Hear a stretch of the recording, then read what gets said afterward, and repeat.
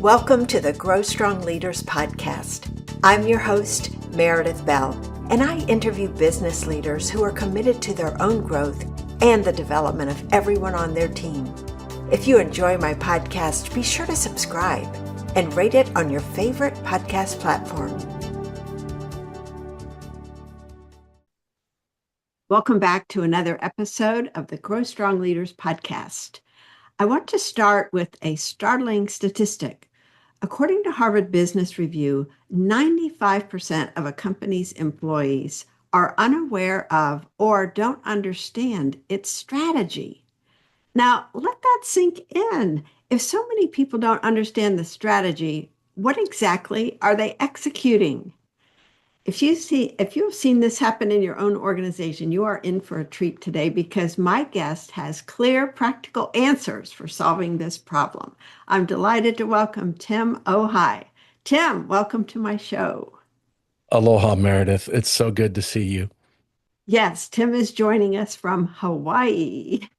There you go. It's my home. I'm the whitest Hawaiian you're ever going to see, for sure. I know, that's so interesting. We won't get into your backstory of how you came from Hawaii, then left, and then have come back now. But I do want to give a shout out to Larry Levine, who Oh, is our what mutual a guy. friend who said, Yeah. you and Tim will really hit it off. And he was so right. I'm so grateful to him for What's the phrase? He's making a this mensch. happen. He's a total mensch. He's just such a good guy. Larry, thank you so much. Mahalo, bro. Let me tell my listeners a little bit more about you, Tim, before we jump in. Tim has spent decades helping leaders around the world uncover what's getting in the way of their teams and their own success, and then guiding them to take meaningful action. As a consultant, coach, author, and speaker, Tim combines business best practices with psychological insights to drive performance that's both healthy and sustainable. He's also the host of the podcast, How to Not Execute Your Strategy. And we're going to be exploring some of the key ideas from his upcoming book, The Zen of Strategic Execution. Now, Tim, before we jump into that topic, I would love for you to share a little bit about your own journey as a leader and Mm. what has led you to do the work you do today with organizations. So you got to go all the way back. I used to be a school teacher. Now, this is back in the 1900s. This is decades ago. And for those of us who remember the 1900s, it doesn't seem as long ago, but I was talking to somebody the other day, like, what's somebody who's old? I'll go, somebody who was alive in the 1900s. I go, you're killing me, kid. But with that said, so I went from that into corporate and never planned on that. My background in psychology. And then I found that I flourished in that world, especially around this idea that everything looks great on paper until people get involved. And I just put myself into this people mess. How do we figure that out? Because there are so many MBAs walking the halls, and there's so many smart people running around in meetings, but we seem to lose track of the human part of how organizations work, especially not just work, but thrive. So I went there, and that led me down the path of what was eventually called sales enablement and really working with driving sales effectiveness and sales efficiencies through big organizations. I used to work with Shell and have worked all over the world at different companies, both in corporate as well as outside. But that kept hitting the same obstacle, and that you could only go so far. You'd hit this ceiling of what your sales effectiveness could be because the strategy kept getting in the way. And more importantly, it wasn't the strategy, it was the lack of execution. So because people were not executing the strategy well in terms of the cross-functional alignment, that always limited what happened in sales. And then as I grew in my responsibilities with marketing and then other functions, and eventually I was being invited into strategic discussions, and I just kept hammering, how are we executing this? And I asked once, who's ever had strategic execution training? Not a single hand raised, not a single hand. And I'm talking to some very senior folks in the room, and I'm going, okay, what's going on here? And I have asked that question now for years and years and years. And it's rare that I get even a single hand. And even then, it's often a military veteran And then I ask, how much of what you learned in the military can you apply in civilian life? And they go, not a lot. Some of it works, but in the military, everything's in order. So you don't have the option of not executing the strategy. And in corporate, it's a completely different game. So I started going into, okay, how do we do this? And I started years and years ago working with Walmart on this. And we had what I would call a very traditional approach.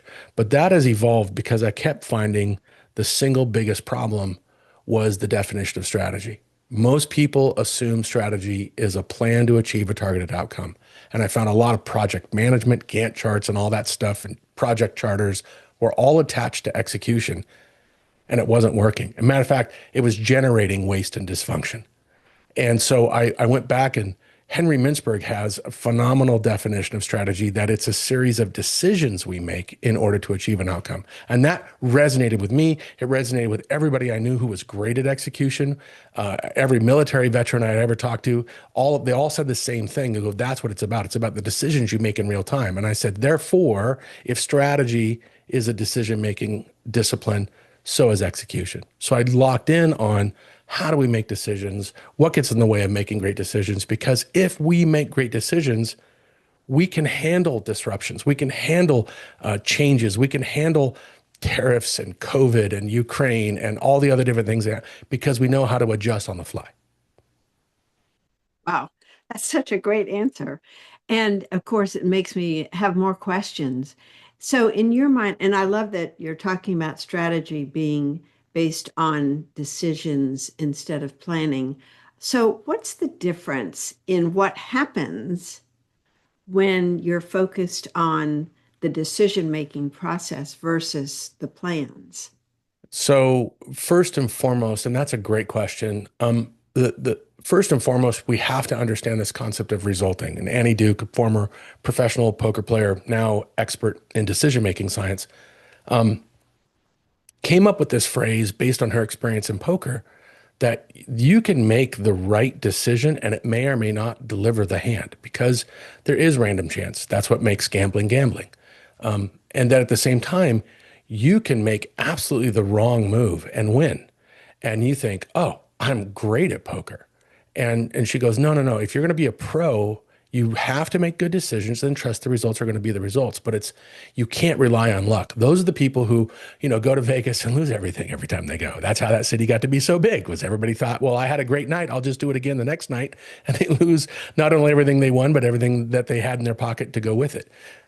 That translates directly into business. People result all the time. And so we often find leaders who are looking for results. And as long as we're hitting the result, and we built a plan that should hit the result, and the plan looks great. I mean, on paper, oh my gosh, it looks perfect. We are going to do all this stuff. It'll all go the way we intended, and we will get the results we promised.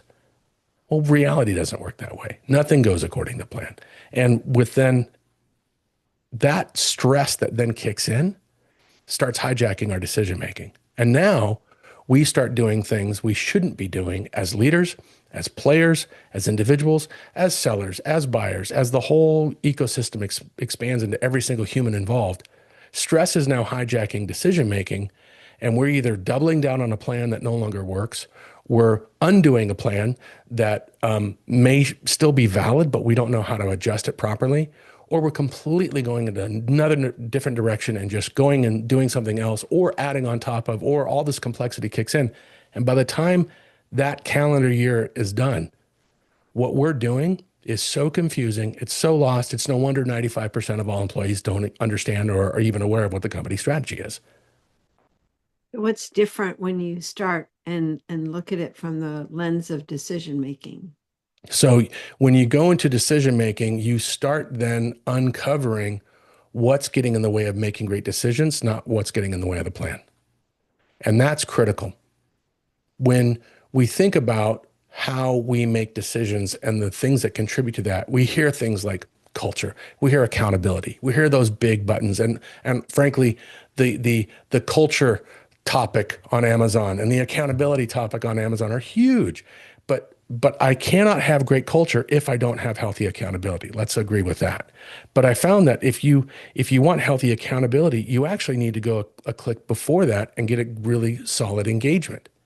And people have to be bought in on the idea that this work matters. And if they don't believe that this work matters, I don't care what your plan is. And don't try to hold me accountable. But if you do, it'll be fear-based. It won't be trust-based.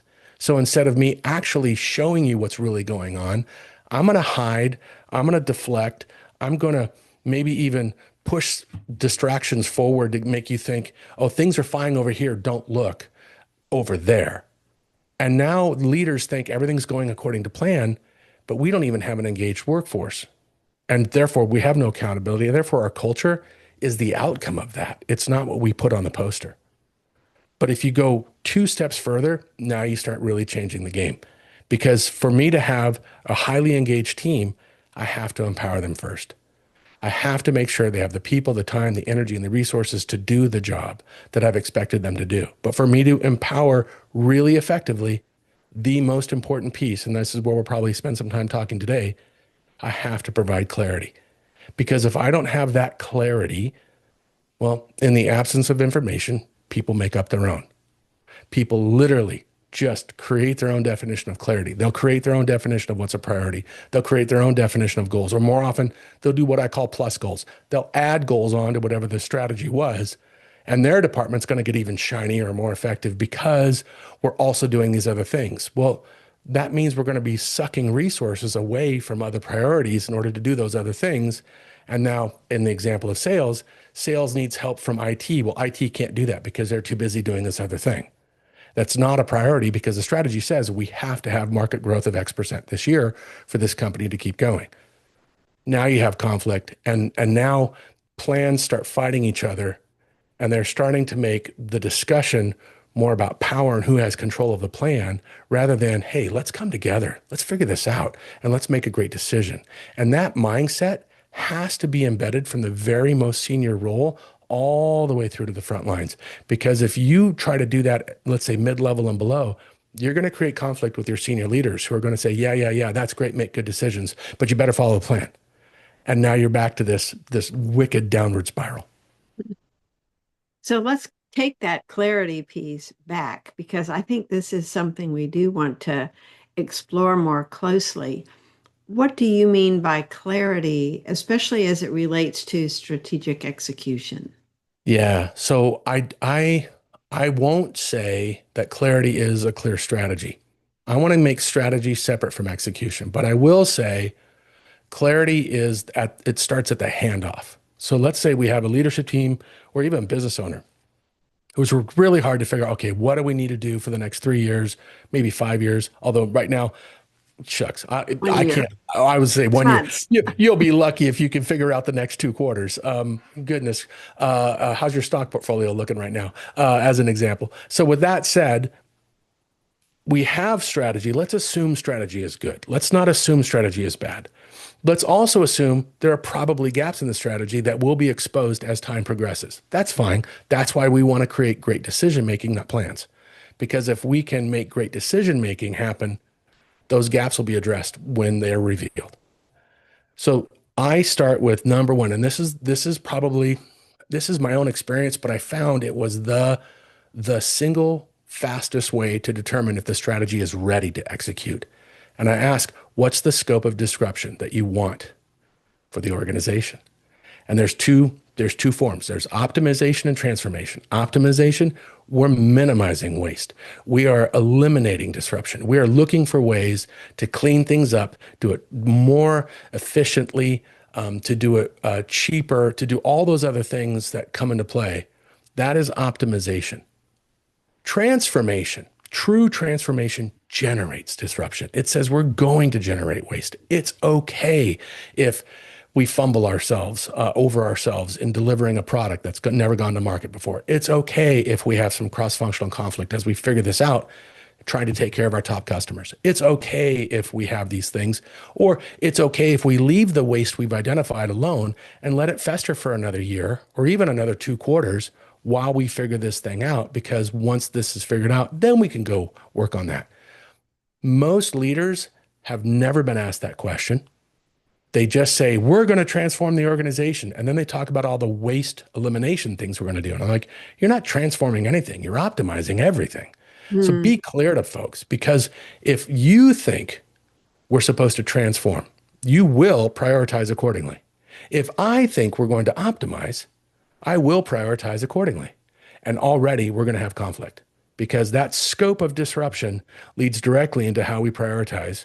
And again, you can't have one without the other. So you need to have really, really clear scope of disruption followed by really, really clear priorities one, two, three, four. And they have to be one, two, three, four. And everything else. So many of my clients right now are struggling with this because everything's a priority. And when everything's a priority, nothing is.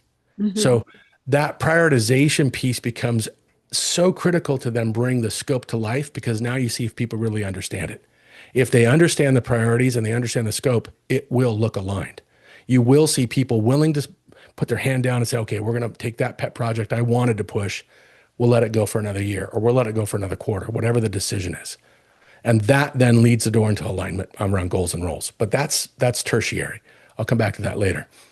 Thoughts, reactions. Yeah, let's get specific with an example of a client because you're talking kind Yeah. of general here. Let's look at a real situation, obviously keep them Yeah. anonymous. But what is it they're facing that you've helped them determine, not just the strategy, as you say, but focus on clarity as the number one thing that they need to really work on initially. Yeah, I worked with a well-known company brand recently with their leadership team for North America, and they're owned by an international company. And the international company is putting a lot of pressure on them to grow their footprint in North America even more. They're already a dominant player. They want them to go even more. And they're it's interesting. What they're trying to do is push on all of these optimization efforts to grow. And they're like, we've already done the optimization stuff. What we need to do is transform. We need some new product. We need some new relationships. We need some new innovation in our business. So they're working in a North American lens against the global lens. And at the same time, when we sat down and said, okay, what's your scope of disruption? The general manager for North America was like, no one's ever asked me that question before. I don't have a clear answer. And he had to sit and think about it. And when he finally said it, his own team was like, are you sure? And some people were like, oh, yeah, that makes sense. Some people were like, I'm not sure. Wait. And you could tell already that's where they were starting to see some cross functional wandering. But then the next exercise about let's go through your priorities. And we literally pulled up what are your current priorities this quarter? Oh my gosh, Meredith. It was huge. It was so long. And when we went through and said, how many of these things are actually going to deliver the impact you need? It was 5% of the list. It was so small. And yet there were so many functional leaders represented in the room who were doing this and this and this, all good things, all quote aligned, but not aligned with what they needed to do in terms of transformation. They were spending a lot of time and money on optimization efforts when they needed to transform. And they needed to say, look, they had a deal where $1 million deal, I'll throw out round numbers, $1 million deal was coming in, and there were one other group within it was saying no to that deal because of some extra air freight that was fractional. And they're like, why are we saying no to $1 million deal on a fractional air freight charge? And they found that it was going to disrupt some of their other goals that weren't part of the overall strategy, but that department's goals, they were going to have to put a pause button on them and not complete those goals so that they could fulfill this $1 million order. And they're going, that should just be natural for us. Why do we not do this? And it took literally leader to leader engagement to make that unsnarl. And if you think about how many organizations, they don't even have to be huge. They could be a medium-sized company with just a few hundred people. How many times do senior leaders have to sit in the room to make the right decision? And now we're back to, have we created an environment where great decisions can be made? And I'll add this, when you're not in the room, how often do you as a leader have to be in the room to make sure a great decision is being made? And if the answer is always, that's not a good answer. Such a great example of an individual department or team having their goals that they feel are important. And as you were describing that, I was thinking of the leader of that group needing to save face? How do I justify making this switch away from that so I can get these things that'll make me look good, that'll, give our team what we're supposed to be doing. So you've got these internal conflicts and individual leaders who have their own feelings, their own agendas, that they're projecting to their teams. That's right. And so the dynamics, how do you facilitate the coming together to resolve some of those gaps? So I had to create a model because it's everywhere. I run into this is the core root problem for all the things is almost always what's going on in the head and the heart. And that's where my master's of psychology kicks in because I look at this from a different lens. So it's not just traditional organizational effectiveness stuff. It's literally ego.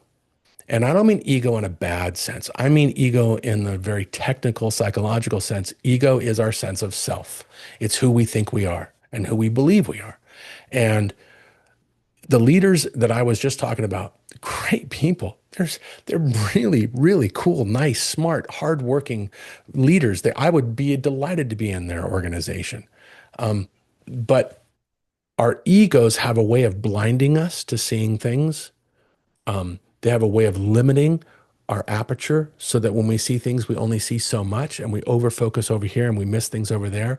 And so that's a natural biochemical thing. So in order to disrupt that, you have to understand how the ego was formed and how it works. And most of us have never been taught that. I mean, seriously, when was the last time you sat in so we're going to sit in a lecture or a class on ego formation and ego functioning, right? We don't talk about that.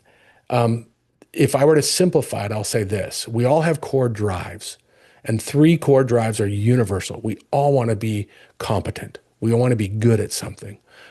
We could be great at cooking. We could be great at storytelling. We could be great at selling. We could be great at inventing, whatever. We want to be good at something. We all want to have relatedness. We all want to have a relationship in our life where we matter to somebody and somebody matters to us. We crave that. And some of us have very small circles and some of us have very big ones, but we all have the same drive. And the third one is autonomy. We all want to have the freedom to make choices. We want to be able to do what we want to do. I don't want to wake up in the morning and literally be told what my day was going to be and being told when I can have a meal and when I can go to the bathroom and when I can go to bed, if I get to go to bed. I want the freedom to make those choices. We all want that. So I'll label our culture, but our families, our experiences at school, et cetera, big macro view, those drives get distorted. We go to school, we get a really good grade on our score, on our report card. And we come home and our parents like, you got an A or you got a B or whatever it is, or maybe one of those kids who just got all A's. And it was like, we get all this attention and instead of being quote good at something, we want to win all the time. That felt so good. We attach our sense of self, our ego to being great at that. The moment we do that, our brain will generate and literally create from nothing a fear.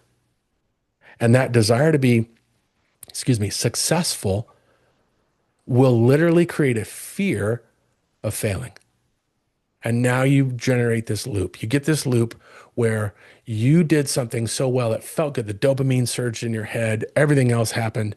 You were locked in on that. And now everything you do in life, you're a quote winner. You maybe even like when I was younger, and not too much younger, you were horrible at family board games because you had to win every time. And family night was like, we're going to have fun as long as I'm winning. But if I'm not winning, I'm not happy. Like, where is that coming from? At the same time, we could do the same thing with that second drive. Instead of relatedness, we got recognized. We got, brought in front of the class and given a special student of the month award, or we were given some sort of a recognition amongst our peers. We became popular or whatever. And now we loved that sense of significance so much, we created a fear of rejection. And the third one That is the toughest because we want to have freedom to make our own choices. And this is an example where maybe we didn't experience the good thing. Maybe we experienced the bad thing. Maybe something happened to us that we told ourselves, I will never let that happen again. And we create this desire to be in control, which then fuels this fear of risk and the unknown.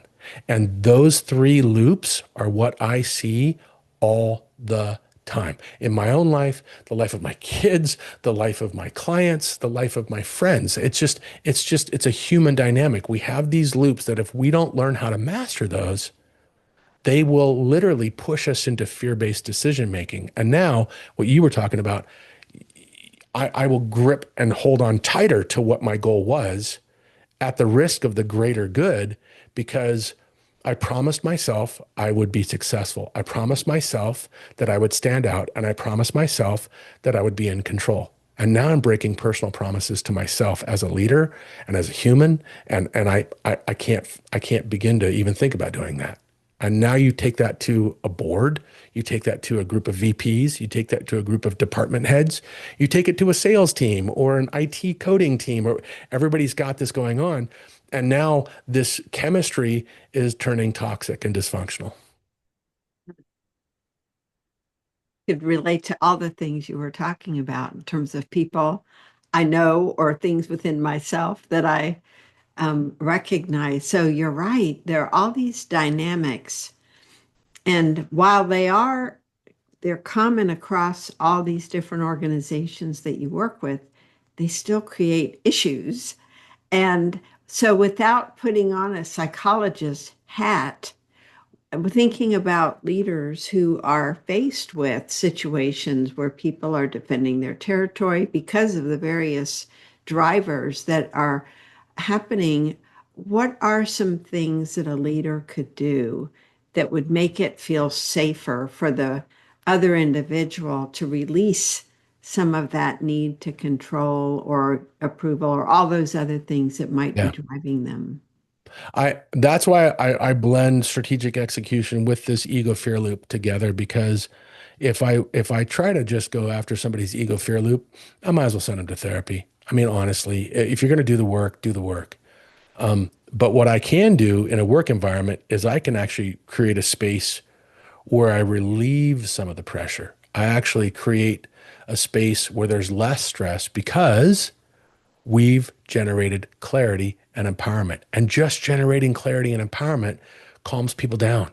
It calms them down dramatically. If I'm clear on what success looks like, I don't need to go invent my own answers. I know what it is. Okay, cool. And you're now going to empower me and my team to do it. Chances are I won't go to that part of my brain. Chances are I'll stay in what we call the prefrontal cortex, the front part of the brain that's problem solving, that's creative, that's neutral, it's not negative and critical. That's where I want everybody to be. But the problem is most leaders don't know how to do the execution piece. And so they just hire great people, which translates into people who don't have toxic ego fear loops, or at least ego fear loops that are acceptable around here, normal around here. Um, Mm. and I just go hard at this idea of like, folks, if you want to do anything, push clarity and empowerment. If you do that, you will automatically see a surge, not only in less triggering, but you'll see better engagement, better accountability, and ultimately a better culture because that will drive impact as this, we call it the wheel turns. And that culture then becomes a place that drives even more clarity and more empowerment because you've given yourself the performance outcomes that fuel that. And you know, the word that just popped in my head as I was listening to you describe that, thinking about clarity, is we get caught up in making assumptions about Oh, what wow. things mean. So we Yeah, not only have not have clarity about the direction we're going, but even what it looks like. that's right. Uh, and so how do we dig down deeper to get that understanding among these various people around clarity? So let's assume we've got really good clarity on scope and we've got really good clarity on what the priorities are. You're talking about goal and role clarity. And I I stopped using the word goal in my own vernacular because it means so much to so many people. And frankly, in most of my clients and most organizations I've worked with, period, since I've started in the corporate world, most goals are just numbers. Most goals are a metric. We want X number of days without an incident. We want X number of, or X percentage of growth, or we want X number of projects delivered on time, or whatever it is. There's a metric. And I go, that is not the goal. That is not the outcome we're looking for. So I'll go back to the safety one. Is it days without an incident, or do we want a safe working environment where people look out for each other because they care? That's the outcome. We measure that with days without an incident. But what we want is an environment where people are looking out for each other, where if I'm walking in a warehouse and I see a piece of shrink wrap balled up on the floor and I think, boy, that could cause somebody to trip or that could get snagged up in a forklift, I'm just going to bend down, pick it up and walk it over to the garbage before I keep walking through the rest of the warehouse. That mindset is because I understand the clarity of the outcome is a safe environment, not days without an incident. If it's just days without an incident, I'll walk in the front door, look at the poster and go, we added a number, keep going in and do my thing. That's when accidents happen. So you have to have the outcome, you have to have that metric, but then you have to get into the requirements. And here's where I go, I'm cheeky this way. I'll say, look, you want it done by this time, you want it involving these people, it's the who, what, when, where, why. And I will always finish by saying this. So if we deliver this outcome and meet these metrics, and meet requirement 1, 2, 3, 4, 5. Tell me, leader, do you promise you will not complain about anything else? And that always elicits a smirk or leader, oh, come on. I go, no, I'm dead serious. If we do this, do you promise you will not complain about anything else? I want to suck all those unspoken criteria, unspoken expectations out up front and say, this is where the goalpost is. So I can tell everybody else cross-functionally, we're shooting for that goalpost. That is where we're going. Now, leader, you have permission to move the goalpost later, but not right away. Let's not do it in the next meeting. Let's keep it consistent for a while to see what happens. That level of clarity around outcome metrics and requirements, and then a final, that's what people need. Because if I do that and I say, head of sales, head of marketing, you have to figure this out. Or if I say, finance and supply chain, you have to figure this out. But here's my definition of success. Now I can empower you to make your own decisions. You'll figure it out because you know where we're going. I'll let you figure out how we get there. And there's 1,001 ways to do that. Well, you know what else I love about what you just said is there's an emotional connection in visualizing a safe environment Very much so. versus a metric. Yeah, That's very cold, much so. hard facts.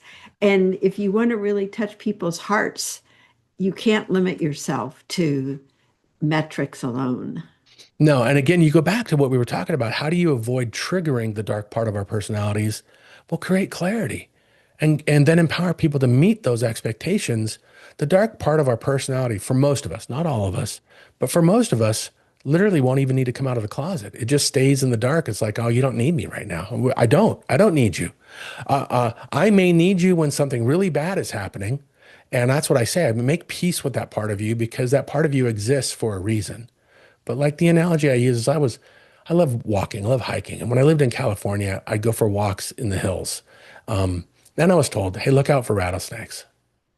I'm like, okay, all right. No, really, Tim, look out for rattlesnakes. I go, this is California. It is. It's California. We have a lot of rattlesnakes. You would not, it's not just, Kansas and the Midwest. I'm like, okay.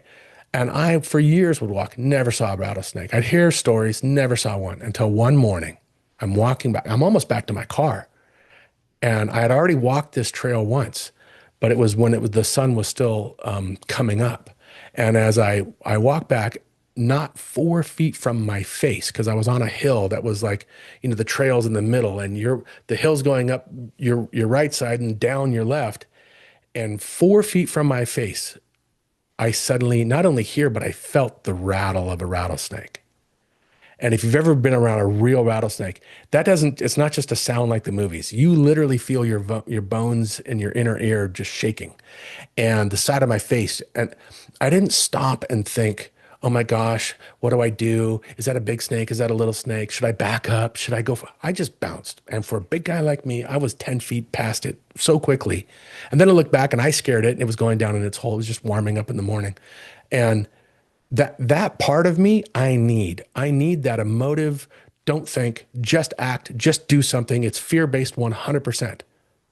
But I don't need to apply that to the decision making on strategy. There are no snakes in my desk. There may be snakes in the meeting, and I can tell myself, oh, I better be careful. But the reality is, I'm not going to die walking into this Zoom. I'm not going to die meeting this customer.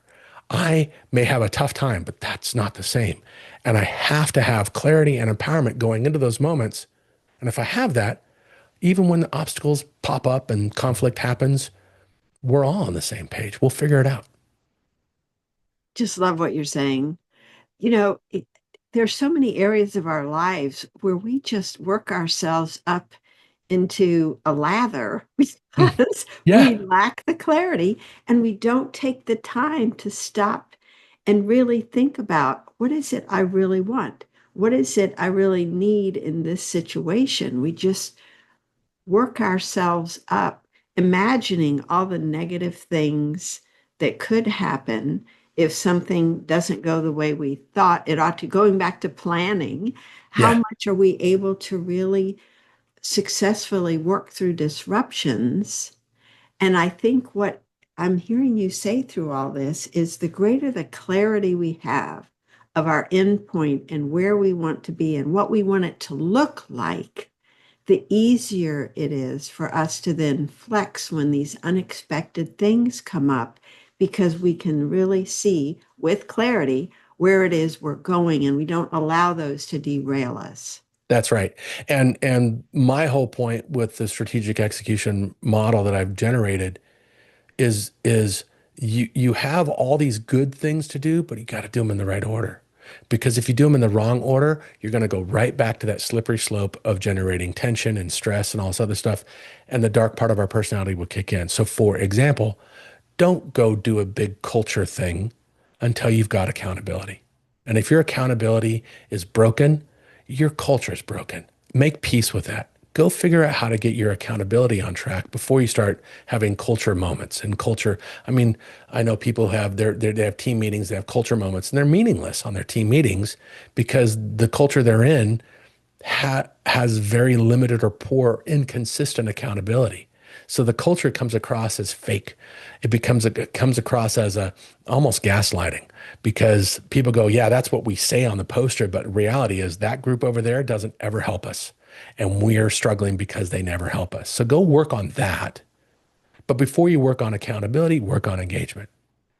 And we need to go get accountability. We got to get, yeah, but are people engaged or are they burned out? Globally, right now, Gallup data says 75% of global workforce is burned out. That 75% of them, all people, either don't like the job or are actively hating their job. 50% of all managers are looking for a new job, looking to leave their company. There's a problem with engagement that is so much bigger and so much more important than figuring out if we have accountability or not. And the reason we don't have that good engagement isn't because we didn't talk to people. It's because we didn't empower them. So let's go make sure people are empowered with what they need to do their work, and we have expectations are lined up, which means we have to have really good clarity first.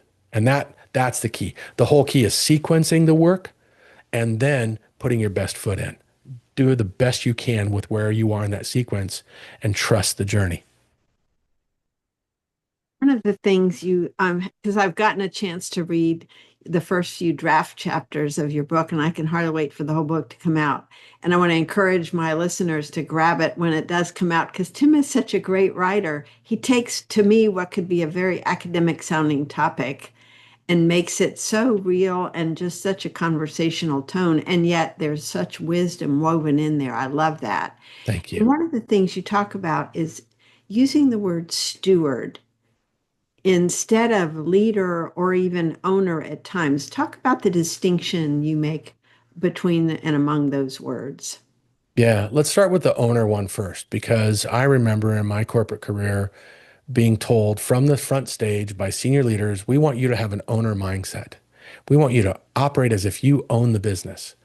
And I lived that reality. And then I left and went and owned my own business. And I realized they didn't want me to be an owner, because if I was an owner, I could set my own budget. I could do my own things. What they wanted me was to work longer and harder. and to make sacrifices the way you do as an owner. And as an entrepreneur, I can tell you, you make a lot of sacrifices, you work a lot of hours. And the reality is, that's not what corporate wants. Corporate doesn't want you making decisions on your own independently. So I go, that's not a good word, but leader is too vague. Everybody uses leader, but we've had good leaders. We've had bad leaders. We've had leaders who are nice people, but they don't know what they're doing. We've had people who really know what they're doing and they're not nice. So how do we come up with a different word? And I just landed on the word steward because a steward is very much to the heart of what I think we want. We want people to feel a sense of ownership without ever crossing that line. I am here on behalf of the owner. I am here, and I go back to the old Scottish stewards, right? You got a picture of the Highlands of Scotland, and there's somebody in a kilt, and they and tall socks and heavy boots, and they're walking the land, and they're literally looking at everything and checking on things and making sure things are running the way they should be, so that when the owner of the property comes back, everything's in great shape. And that steward does have authority to make decisions. That authority comes from the owner, but they never cross the line and try to go from being steward to owner. They understand that the owner of the business is the owner of the business, but the stewardship, that's something I can do. And it doesn't matter what position or job title I have, stewardship is something we can all participate in based on the Hawaiian word we use is kuleana. In the old days, we would divide the land from the mountain to the sea like a pie. And so each island was like pie slices. And the chief of each slice could walk the land and say, hey, Meredith, your farm looks awesome. Tim, your farm, not so much. So what I'm going to do is I'm going to adjust in the spirit of stewardship. I'm going to adjust Meredith. Meredith, you're going to take over a third of Tim's farm and add that to your responsibilities. And Tim, you're going to go down to two-thirds because I think you can handle that. I think you can handle two-thirds. Meredith, I know you can handle more than what you're doing.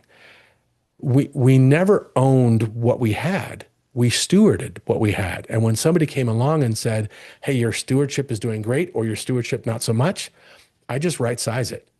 But we have such a territorial mindset that no, this is mine. You can't take away from me. You can't, and or like, I'm going to get it because that means I own more. No, no, no. Take that all out of it. It's all about how do we steward everything so that the entire pie slice is fed, so that everybody who lives in here has what they need. Again, from the mountain to the sea. If you need vegetables, go up on the mountain. You need fish, go out to the sea. Put them together, you're eating well. So that's the idea of stewardship. Mhm.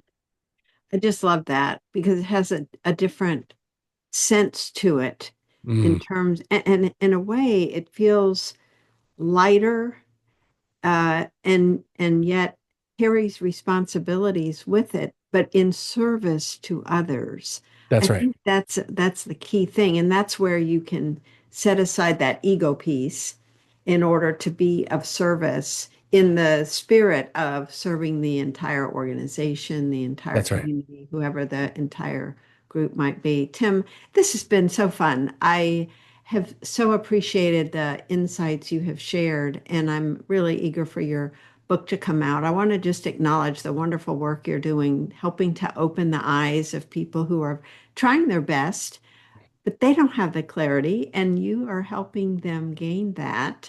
And I just appreciate so much the work you're doing in the world, and I'm so glad you joined me today. Thank you. Mahalo nui loa. Thank you so much. It's been a joy. And Meredith, I appreciate what you do as well because your ability to take um, um, courage and hit hard topics that people may or may not want to talk about or maybe think that they need to. You have a lovely, it's like a gentle way of pressing in on the pain point. And consistently, I see you doing that. And thank you for allowing me to be part of that journey. Mhm. I appreciate that. I've been called a velvet hammer before. I almost used that phrase. So I was like, oh, I won't right now, but that's exactly right. We need that. We all need that. We Mhm. all need that. Yeah. And I think going back, that's what an effective steward does too, is seeing the potential in others and not allowing them to get away with less than they're capable of. That's right. So it's That's right. challenging them as well. Thank you again, Tim. I've just so enjoyed your being with me today. And I know the things you've shared are going to be valuable for my listeners too. Thanks for tuning into my podcast. Now head over to growstrongleaders.com and check out the powerful tools we've created to help leaders strengthen their character and communication skills. Until next time, I'm Meredith Bell.